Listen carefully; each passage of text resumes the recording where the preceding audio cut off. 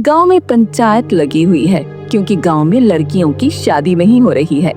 सभी लड़के गांव छोड़कर शहर जा चुके हैं। सरपंच, आप ही बताइए हम क्या करें? हर लड़की का सपना होता है कि बड़ी होकर वो शादी करे, लेकिन इस गांव में तो शादी करने के लिए लड़के ही नहीं हैं। सही कहा आरती, हम सब क्या कुंवारी ही मर जाएंगी? अरे शहर में तो औरत से भी शादी कर लेती है, लेकिन हमारा नसीब खराब है क्योंकि हम इस गांव में रहते हैं। क्या? अरे अगर औरत से शादी कर लेगी तो बच्चे कैसे होंगे? अरे चुप करो, जो मुंह में आता जा रहा है बोलती जा रही हो। ये माना कि हमारे गांव में लड़कों की कमी हो रही है, लेकिन हम जो है गांव की मर्यादा के खिलाफ कुछ भी नहीं सुनेंगे। हाँ, तो हमने क्या कोई गलत बात कह दी? यही तो बोला है कि हम शादी करना चाहते हैं, हमारी भी उम्र हो गई है, हमें भी अपना परिवार बनाना है। तभी मंगत लाल नाम का एक आदमी सामने आता है। सरपंच जी, अगर आप आज्ञा दें तो मैं इस परेशानी पर कुछ कहना चाहता हूँ। कहो भाई कहो, तुम भी कह लो। सरपंच जी, इन औरतों का कहना तो सही है। कब तक ये ऐसे ही रहेंगी? सबकी अपनी जरूरत होती है भाई, सबको अपना परिवार चाहिए, है कि नहीं? अगर आप आज्ञा दें तो मैं इनकी सहायता कर सकता हूँ। क्या? तो आप इन सब से शादी करने वाले हो? मेरा क्या होगा? मैं बता रही हूँ, अगर ऐसा कुछ हुआ ना, मैं नदी में कूदकर अपनी जान दे दूंगी। रे भाग्यवान, तुम थोड़ी देर चुप हो ना। मंगत लाल, वो ठीक ही तो कह रही है? तुम तो खुद शादीशुदा हो भाई, तुम कैसे इनसे शादी कर सकते हो? बताओ। शादीशुदा मर्द मुझे तो नहीं चाहिए, नहीं चाहिए, नहीं चाहिए। अरे ये तो धोखा होगा, वो भी शादी से पहले ही। अरे भाई चुप हो जाओ, सबके सब है। और मेरी सुनो भाई, है? मैं तुम लोगों से शादी नहीं करने वाला भाई, है? मेरा एक दोस्त है जो शहर में रहता है, समझे? मैं उससे मिलकर प्रयास करूंगा कि कुछ लड़के वापस गांव में आ जाए, हैं? और तुमसे विवाह कर ले, समझे? ये बात है क्या? फिर तो ये बहुत बढ़िया उपाय है। लेकिन सरपंच जी, हर काम का एक मूल्य होता है। दूल्हे आने में जो भी कीमत मांगे, उनको वो कीमत हमें देनी पड़ेगी। सरपंच कुछ देर सोचते हैं। कोई बात नहीं, कोई बात नहीं। मंगत लाल, तुम जाकर जो है दूल्हों को लाओ, और जो भी मूल्य लगेगा वो मैं दूंगा, ठीक है? अब तुम जाओ। अगले दिन मंगत लाल की बीवी शबाना अपने घर पर मंगत लाल से बात करती है। जी, मुझे तो बिल्कुल ठीक नहीं लग रहा। आपको भला उन औरतों के बारे में इतनी फिक्र क्यों हो रही है?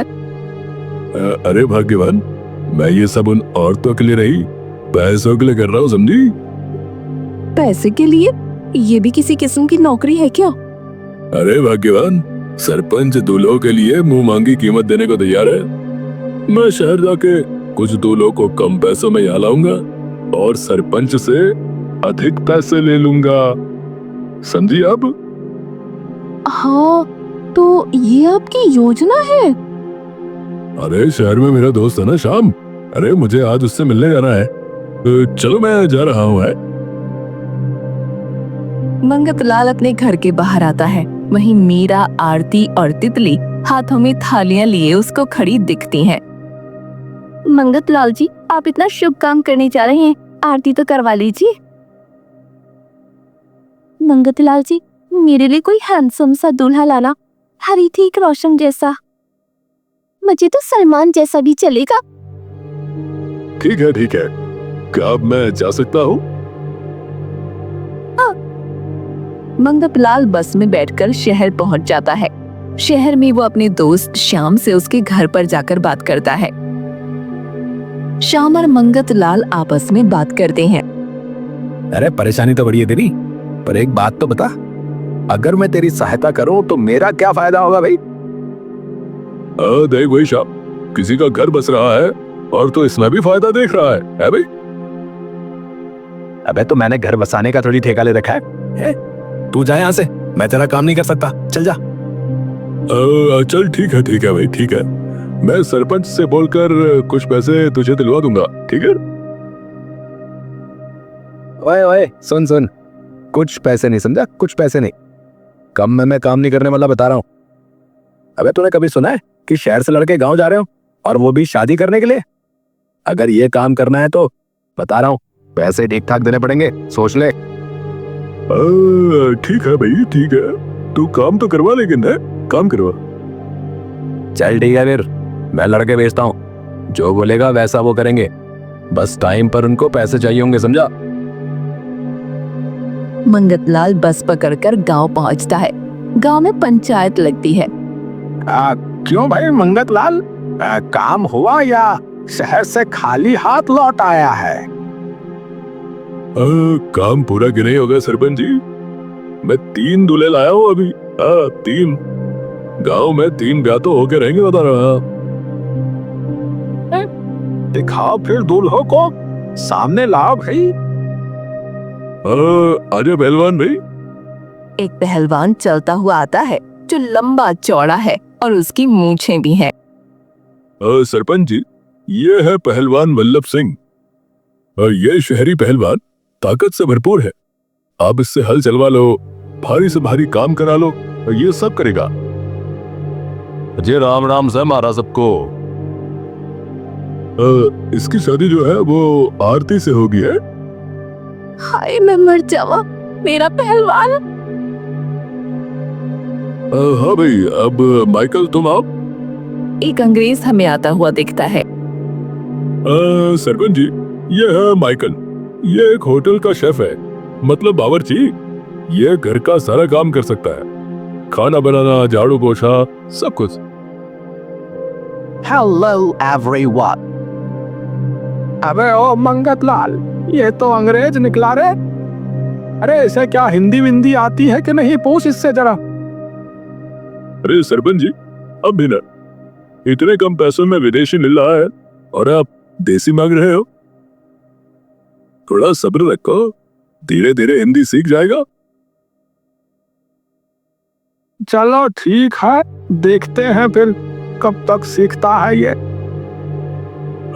इसकी शादी होगी मीरा से, है? हाय मेरा अंग्रेज, कभी कभी तो देसी भी नहीं मिलता और कभी कभी विदेशी मिल जाता है।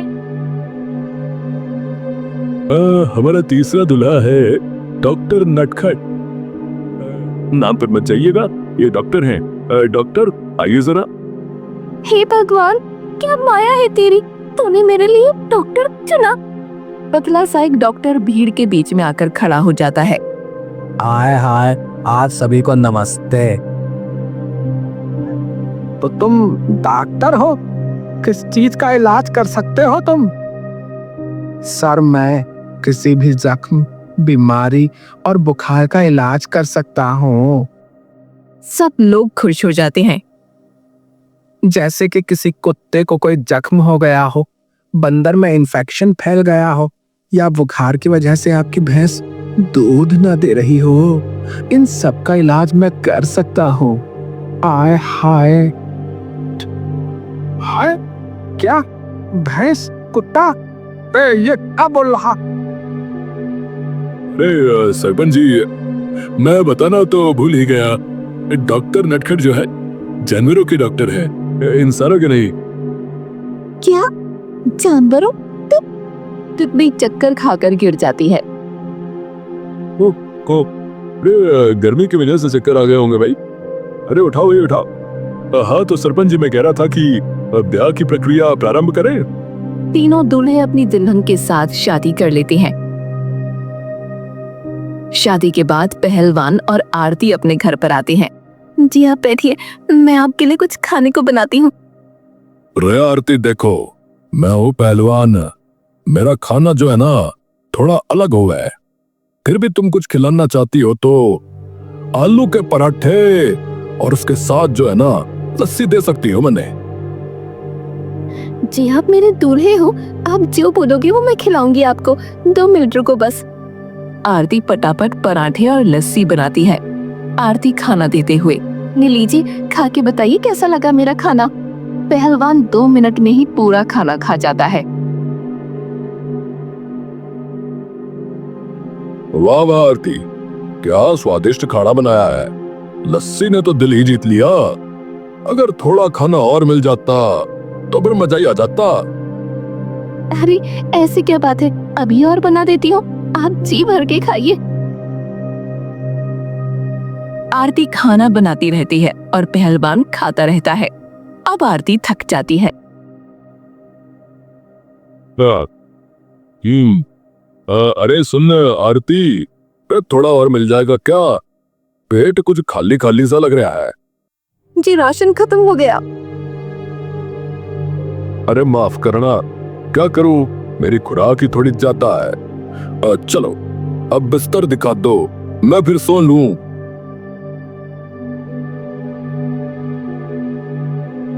पहलवान अपने पलंग पर लेटता है, लेकिन पलंग टूट जाता है।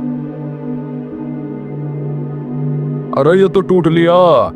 अब बड़ा कमजोर पलंग था बेचारा।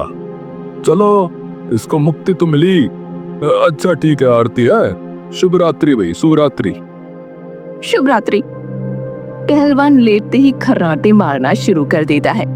ये कैसा दूल्हा मिला है मुझे, सारा खाना भी खा गया, नया पलंग भी तोड़ दिया, और अब पूरी रात मुझे जागना पड़ेगा।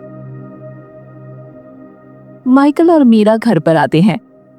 माइकल, मैंने सुना है तुम बहुत स्वादिष्ट खाना बनाते हो, क्या तुम मुझे कुछ बना के खिला सकते हो?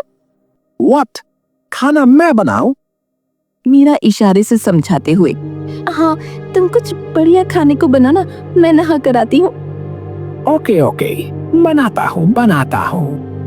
मीरा नहाने के लिए चली जाती है। माइकल खाना बनाने लग जाता है। मीरा नहा कर आती है और खाना खाने बैठ जाती है। माइकल कुछ बन गया है तो दो ना, भूख लग रही है बहुत। माइकल खाना प्लेट में लगाता है, जिसे देखकर मीरा हैरान रह जाती है। ये क्या है?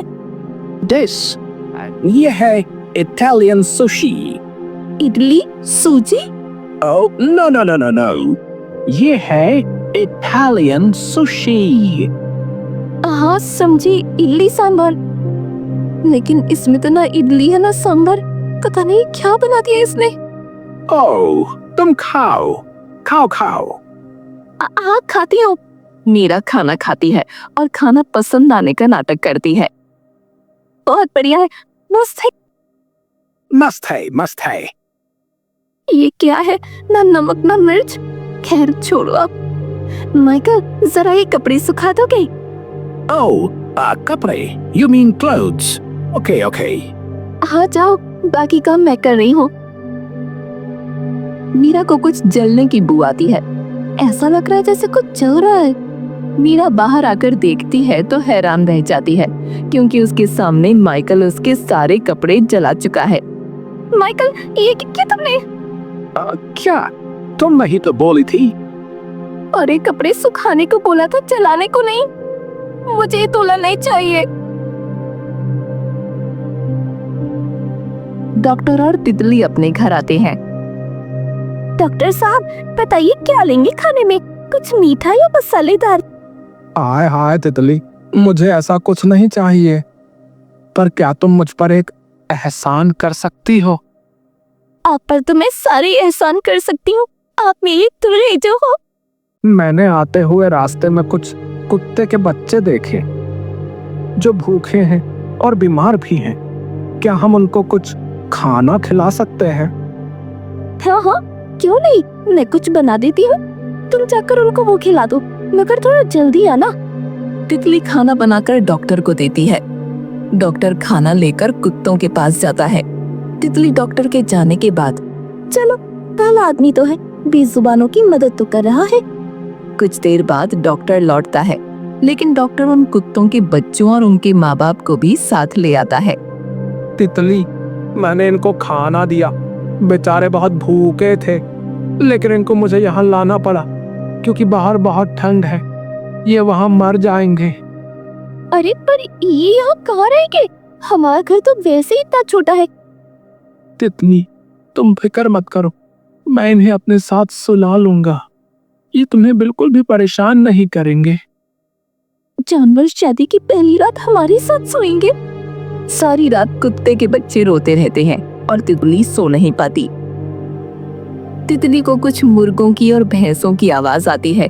तितली नींद से उठकर बाहर आती है तो देखती है उसके घर पर सामने भैंस बंधी है और कुछ मुर्गे भी हैं और कुत्ते भी। अरे डॉक्टर साहब, ये सब कहाँ से आई? हाय हाय, तितली तो उठ गई। दरअसल हुआ ये कि मैं सुबह सैर पर गया, जहाँ मुझे रास्ते में ये जख्मी भैंस मिली, तो मैं इसे यहाँ ले आया। मैंने ध्यान नहीं दिया, भैंस के पीछे पीछे 2 मुर्गे भी आ रहे थे। इनको बुखार था तो इनको भी दवा दी। अंदर कुत्ते के बच्चे, बाहर ये इतने सारे जानवर। कि हमारा घर है या इन जानवरों का? ऐसा मत बोलो तितली, ये लोग बेजुबान हैं। सिर्फ मैं ही इस गांव में इनकी भाषा समझ सकता हूँ। तभी भैंस चिल्लाती है, देखा, ये सारे जानवर मुझसे कितना प्यार करने लगे। और माफ करना, लेकिन मैं भी इनसे प्यार करने लगा हूँ। सच्ची, मैं इनको नहीं छोड़ सकता। तीनों जोड़े अपनी अपनी शिकायत लेकर सरपंच के घर आते हैं। हाय, अब क्या मुसीबत हो गई भाई? ब्याह तो करा दिया था तुम सबका। क्या सरपंच जी, ये कैसा दूल्हा दे दिया मुझे? घर का सारा राशन खा गया, ऊपर से इतना भारी है, किसी भी चीज पर बैठता है तो वो टूट जाती है। मैं तो सोचती हूँ कभी हमारे घर की छत पर चढ़ गया तो हमारे घर की छत तो नीचे ही आ जाएगी। हाँ सरपंच जी, मेरी को भी ढंग का दूल्हा चाहिए। इसको हिंदी समझ में नहीं आती, इसको बोलो लौकी की सब्जी बना ले तो ताला और चाबी कढ़ाई में डाल देता है। कपड़े सुखाने को बोला तो कपड़े चढ़ा देता है। मुझे तो उसके साथ रहते हुए डर लगता है कल को कुछ गलत समझ के मुझे न मार दे। मेरा हाल तो इन लोगों से भी बुरा है सरपंच जी। घर में इंसानों से ज्यादा बंदर दिख रहे हैं। और के तो ऐसा लग रहा है हनीमून मनाने आए हैं हमारे घर। कुत्तों का तो आप पूछिए ही मत। कुत्तों की तो शादी से लेकर डिलीवरी तक हमारे घर में ही हो रही है। ऐसा लग रहा है जानवर हमारे घर में नहीं, हम जानवर के घर में रह रहे हैं। मुझे नहीं चाहिए ऐसा दूल्हा। अरे ऐसा कुछ नहीं है सरपंच जी, आरती जी के जो नक्शे है ना वो कुछ ज्यादा ही हो रहे हैं। बल्कि ये जो मुझे खुराक मिल रही है ना, मैं इससे कमजोरी होता जा रहा हूँ। वो तो मंगत लाल ने कहा था कि 5,000 रुपए मिलेंगे, इसलिए मैं आ लिया। लेकिन अब मैं वापस जाना चाहता हूँ। 5,000? Oh yes, 5,000। मुझे तो मंगतलाल ने कहा था कि थोड़ी पढ़ी लिखी लड़की मिलेगी, मगर ये तो बिल्कुल ही अनपढ़ है, यू नो, इलिटरेट। इसे तो ABCD भी नहीं आता, और तो और इसके घर में बाथरूम भी नहीं है। रोज सुबह मुझे लोटा लेकर जंगल में जाना पड़ता है। मुझे भी यहाँ पर नहीं रहना अब। और आपको डॉक्टर जी, ये बताइए, आप भी 5,000 में आए हो क्या है? हाँ सरपंच जी, मुझे भी 5,000 ही बोला था मंगतलाल ने, और मैंने मंगतलाल को पहले ही बोल दिया था। मैं जानवरों से प्यार करता हूँ। ये शादी वादी मेरे लिए नहीं बनी, और इसका तो सिर्फ नाम तितली है, अंदर से ये इंसान भी नहीं। कल मेरे कुत्ते भूखे थे और इसने सारा खाना खत्म कर दिया। मैं अपने सामने जानवरों को मरते हुए नहीं देख सकता, इसलिए मुझे भी वापस जाना है। हाँ। अरे धोखा सिर्फ तुम लोगों के साथ ही नहीं हुआ है, बल्कि मेरे साथ भी हुआ है। व्हाट? आपके साथ? है? अरे आपके साथ? क्या कहा? आपके साथ? अरे उस मंगतलाल ने एक दूल्हे के मुझसे 50,000 रुपए लिए हैं, बताओ, और तुम्हें सिर्फ 5,000 दे रहा है। रुको, चलो चलो इसको सबक सिखाते हैं भाई, चलो। मंगतलाल के घर पर उसका दोस्त श्याम उससे पैसे लेने आता है। दोनों घर के अंदर बैठकर बातें करते हैं। अबे ये बता मंगतलाल, और कितने दूल्हे चाहिए ऐसे? बस तू दूल्हे तैयार रख, मैं जब बोलूंगा तब दूल्हे मिल जाने चाहिए भाई। दोनों भाई मिलकर पैसा कमाएंगे, रोजी रोटी हो गई अपनी, है? मंगतलाल की बीवी शबाना बोलती है, सुनिए, हमें तो ये ठीक नहीं लग रहा। किसी की ऐसे झूठी शादी कराना ये सही नहीं है। अरे चुप रहो तुम शबाना, तुम्हारी तो आदत ही है हर काम में टांग अड़ाना, है भाई? अरे हम तो उनकी शादी करवा रहे हैं, उनकी सहायता कर रहे हैं हम। सबका साथ सबका विकास हो रहा है, नहीं, आप शादी के नाम पर उन लोगों से पैसा कमा रहे हैं। किसी की मजबूरी का फायदा नहीं उठाना चाहिए। अरे तुम चुप रहो शबाना, है और अंदर जा बता रहा हूँ। हाँ शबाना के अंदर जाने के बाद ये ले भाई अपना हिस्सा है, आगे के काम के लिए तैयार है ना? तो ठीक है फिर मंगत लाल, मैं चलता हूँ। ओके। श्याम जैसे ही दरवाजा खोलता है वो देखता है सामने सरपंच और गांव वाले खड़े हैं। एक मिनट, इसके बैग में क्या है ये देखो, पकड़ो इसका बैग। पहलवान बैग फाड़ देता है जिसमें से बहुत सारे पैसे निकलते हैं। मंगत लाल, अरे मैंने तुझ पर भरोसा किया और तूने हम लोगों का मजाक बना के रख दिया। अब मंगत लाल आज तेरे को काला करते हैं, रुक। अरे गांव वालों, अब इसके साथ क्या किया जाए ये बताओ। अरे सरपंच जी, मैं से धोबी पछाड़ दे दूं के? सरपंच जी, मैं इसके मुंह में गर्म पानी डाल दूं क्या? आय हाय, क्या मैं इसको इंजेक्शन लगा दूं जिससे ये गहरी नींद में सो जाए? अरे नहीं, मुझे माफ कर दो, है? मुझे माफ कर दो भाई। इन्हें छोड़ दीजिए। शबाना सरपंच को सारे पैसे लौटा देती है। देखा मंगत लाल, है तेरी पत्नी ने ही तुझे बचाया। अरे ब्याह एक पवित्र रिश्ता है, उसको कभी मजाक मत समझना, समझे? मुझे सबक मिल गया सरपंच जी। गांव में रहने वाली अपनी हर बहन की शादी मैं करवाऊंगा, वो भी बिना किसी लालच के। आप सब मुझे एक बार मौका और दे दीजिए बस। हाँ। कुछ ही दिनों में मंगत लाल शहर से लड़कों को वापस ले आता है और धीरे धीरे गांव में सबकी शादियां होने लग जाती हैं।